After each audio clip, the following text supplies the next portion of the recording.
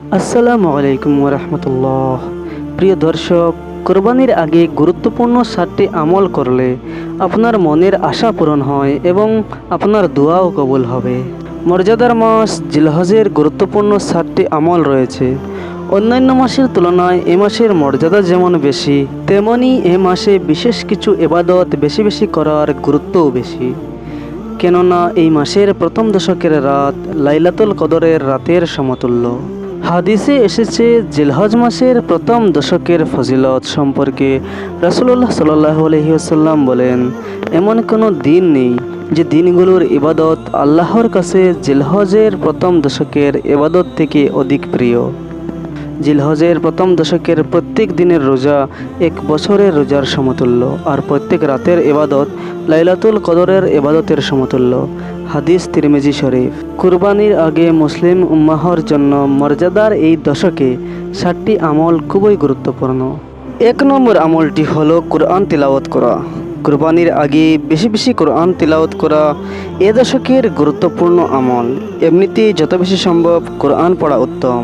আল্লাহ তাআলা এ দিনগুলোতে বেশি বেশি ভালো কাজ বা ইবাদত করাকে ভালোবাসেন।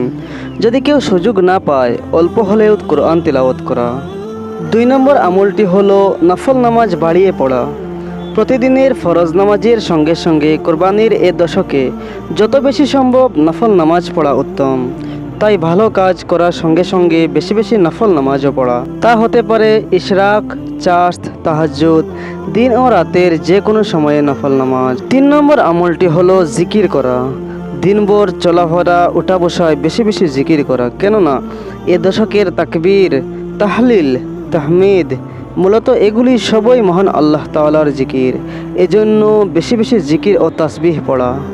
জিকিরগুলোর মধ্যে বিশেষ করে আল্লাহু আকবার, আল্লাহ মহান, আলহামদুলিল্লাহ, সব প্রশংসা আল্লাহর জন্য, লা ইলাহা ইল্লাল্লাহ, আল্লাহ ছাড়া আর কোনো ইলাহ নেই, সুবহানাল্লাহ, মহান আল্লাহ পবিত্র, এই জিকিরগুলো বেশি বেশি করবেন। 4 নম্বর আমলটি হলো রোজা রাখা।